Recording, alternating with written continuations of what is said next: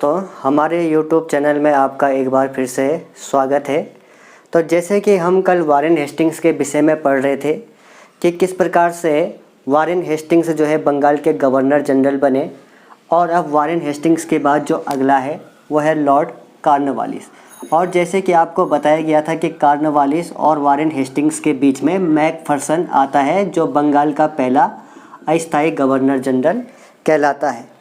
तो कॉर्नवालिस की अगर हम बात करें तो कॉर्नवालिस का जो टाइम पीरियड है वो 1785 से लेकर के 1793 के बीच में है। तो कॉर्नवालिस ने क्या सुधारीकरण किए थे? तो सबसे पहले अगर हम बात करें तो कॉर्नवालिस ने भारत में पहली बार 4 मोबाइल कोर्टों की स्थापना की थी। जी हाँ, न्यायिक व्यवस्था के तहत 4 मोबाइल कोर्ट की स्थापना की थी। अब थोड़ा ध्यान देने वाली बात है कि प्रत्येक जिले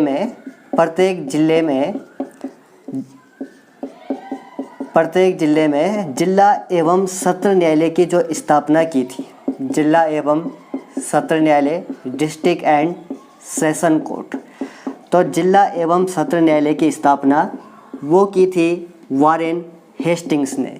यानी कि कॉर्नवालिस से पहले का जो गवर्नर जनरल था वारेन हेस्टिंग्स, उसने प्रत्येक जिले में जिला एवं सत्र न्यायालय की स्थापना की थी।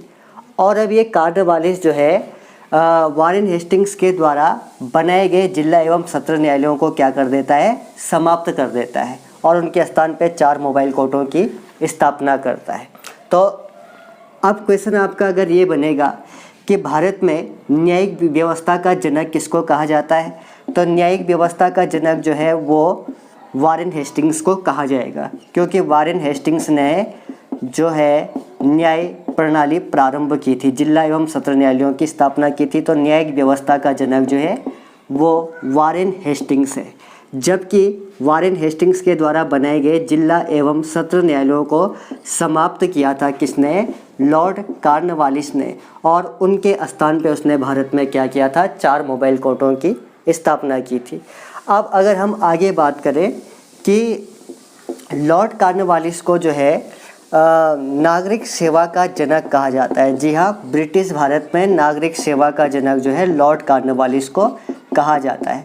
तो लॉर्ड कॉर्नवालिस ने नागरिक सेवा के तहत, नागरिक सेवा का जनक लॉर्ड कॉर्नवालिस को कहा जाता है। और इसके अलावा लॉर्ड कॉर्नवालिस को पुलिस सेवा का जनक भी कहा जाता है, पुलिस सेवा का जनक भी कहा जाता है। जी हाँ, ध्यान रखिए, हम ब्रिटिश भारत की बात कर रहे हैं, हम स्वतंत्र भारत की बात नहीं कर रहे हैं। तो नागरिक सेवा और पुलिस सेवा का जनक लॉर्ड कॉर्नवालिस को कहा जाता है। और अब कॉर्नवालिस की आगे बात करें तो लॉर्ड कॉर्नवालिस जो है 1793 में एक कानून बना करके लाए थे, जिसे कॉर्नवालिस कोड कहा जाता है।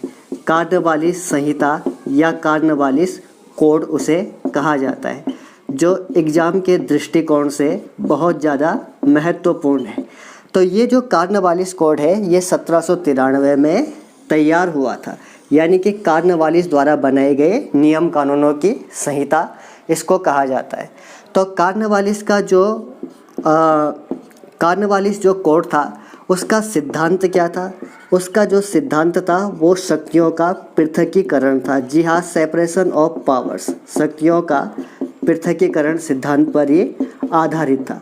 अब इसने किस प्रकार से शक्तियों का पृथकीकरण किया, तो ज़रा ध्यान देने वाली बात है, क्योंकि जिला एवं सत्र न्यायालय की स्थापना किसने की थी, वारेन हेस्टिंग्स ने की थी।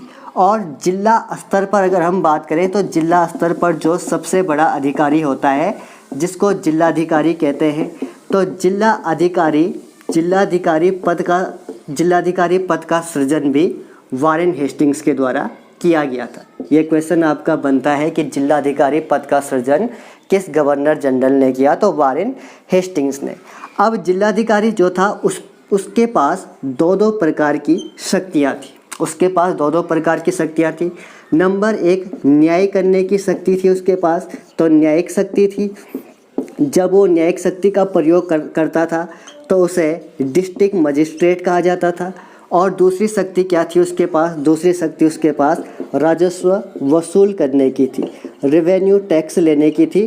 तो तब उसे कलेक्टर कहा जाता था, कलेक्शन करने वाला कलेक्टर कहा जाता था। अब एक व्यक्ति में दो दो प्रकार के अधिकार थे वारेन हेस्टिंग्स के समय में।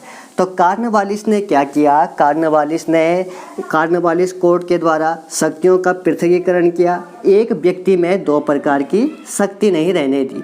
तो उसने जिलाधिकारियों को केवल राजस्व वसूली करने के अधिकार दिए और न्यायिक शक्ति जो है उसने जिलाधिकारियों से छीन लिया। तो इसीलिए कॉर्नवालिस कोर्ट जो है वो शक्तियों के पृथकीकरण के सिद्धांत पर आधारित था। उम्मीद करते हैं कि आपको समझ में आ रहा होगा। अब आगे बात करें हम कि 1793 में लॉर्ड कॉर्नवालिस एक और व्यवस्था लाते हैं जिसे स्थायी बंदोबस्त कहा जाता है। स्थायी बंदोबस्त या परमानेंट सेटलमेंट कहा जाता है। तो इन स्थायी बंदोबस्त व्यवस्था जो है वो इसके शासनकाल में बनकर तैयार हुई थी। और स्थायी बंदोबस्त का अगर इस स्थायी बंदोबस्त की जो रूपरेखा तैयार की थी वो रूपरेखा की किसने तैयार की थी? तो इसकी रूपरेखा तैयार की थी सर जॉन शोर ने, जो अब इनके बाद गवर्नर जनरल बनेंगे।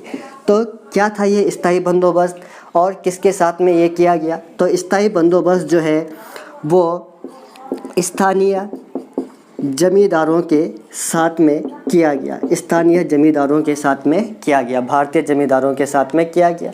अब इसके विषय में थोड़ा हम पढ़ेंगे कि ये स्थायी बंदोबस्त क्या है। तो स्थायी बंदोबस्त व्यवस्था 1793 में लॉर्ड कॉर्नवालिस द्वारा लाई गई। ये स्थानीय जमींदारों के साथ में की गई। तो क्या थी ये व्यवस्था? तो इसके तहत ब्रिटिश सरकार ने सरकारी भूमि पर जमींदारों की नियुक्ति की। जी हाँ, ब्रिटिश सरकार ने स्थानीय जमींदारों की नियुक्ति की सरकारी ज़मीन पर और उन्हें जमींदारी का अधिकार दिया गया, जमींदारी का अधिकार दिया गया। और अब ये कहा गया कि इस भूमि पर जो कृषि उत्पादन होगा, जी हाँ, जो एग्रीकल्चर प्रोडक्शन होगा, कृषि उत्पादन का 8/9वां भाग, 8/9वां भाग जमींदार क्या करेंगे? 8/9वां भाग जमींदार ईस्ट इंडिया कंपनी में जमा करेंगे, ईस्ट इंडिया कंपनी में पूंजी के रूप में जमा करेंगे। और शेष 1/9 भाग, 1/9वां भाग जमींदार स्वयं के पास रखेंगे, स्वयं के पास रखेंगे। और किसका रखेंगे? कृषि उत्पादन का, कृषि उत्पादन का 8/9 भाग ईस्ट इंडिया कंपनी के पास राजकोष के रूप में जमा होगा और 1/9 भाग स्वयं के पास रखेंगे। बहुत सी बुकों में 8/9 और 1/9 नहीं है, बहुत सी बुकों में 10/11 और 1/11 है। घबराने वाली बात नहीं है। 10/11वां भाग जो है ईस्ट इंडिया कंपनी के पास जमा होगा और 1/11 भाग जमींदार स्वयं के पास रखेंगे। तो अब आगे बात करें अगर हम, तो अब ये जमींदार क्या करते थे? ये जमींदार जो है इस ज़मीन पर भूमिहीन किसानों की क्या करते थे? नियुक्ति करते थे, भूमिहीन किसानों की नियुक्ति करते थे। और प्रत्येक जमींदार अपने क्षेत्र का क्या होता था? पुलिस प्रशासक भी होता था। प्रत्येक जमींदार अपने क्षेत्र का पुलिस प्रशासक होता था। इसीलिए कहा जाता है कि पुलिस व्यवस्था का जनक लॉर्ड कॉर्नवालिस को माना जाता है। ठीक है, अब आगे अगर हम बात करें स्थायी बंदोबस्त, तो अब कॉर्नवालिस के विषय में एक चीज़ और इम्पोर्टेंट है कि कॉर्नवालिस बंगाल का पहला गवर्नर जनरल था जिसको मुख्य सेनापति के अधिकार दिए गए हैं, जिसे मुख्य सेनापति के अधिकार दिए गए। तो अब आपको पता है कि लॉर्ड कॉर्नवालिस के समय में 1793 का चार्टर एक्ट पास किया गया था ब्रिटेन सरकार के द्वारा। तो 1793 के चार्टर एक्ट के तहत गवर्नर जनरल को मुख्य सेनापति के अधिकार दिए गए। तो मुख्य सेनापति के अधिकार से युक्त जो पहला गवर्नर जनरल था वो कौन था? लॉर्ड कॉर्नवालिस था। ये भी एग्ज़ाम के दृष्टिकोण से बहुत महत्वपूर्ण है। और अब आगे बात करें कि कॉर्नवालिस जो है 1805 में पुनः बंगाल का गवर्नर जनरल बन कर के आता है, लेकिन इनकी क्या हो जाती है? इनकी मृत्यु हो जाती है। और अब जब इनकी मृत्यु हो जाती है 1805 ईस्वी में, तो इन्हें जो है गाजीपुर में दफन कर दिया जाता है, जो आधुनिक उत्तर प्रदेश में पड़ता है। तो लॉर्ड कॉर्नवालिस भारत का बंगाल का एकमात्र गवर्नर जनरल है जिसकी समाधि भारत में है। तो भारत में कहाँ समाधि है उसकी? गाजीपुर में।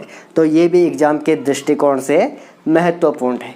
तो ये आपके वन लाइनर क्वेश्चन भी बनते हैं इसमें और बड़े टॉपिक भी इसमें बनते हैं। तो आज का वीडियो हम इतना ही बना रहे हैं। तो वीडियो आपको कैसा लगा इसके बारे में ज़रूर कमेंट करें, चैनल को अधिक से अधिक शेयर करें और लाइक करें। धन्यवाद।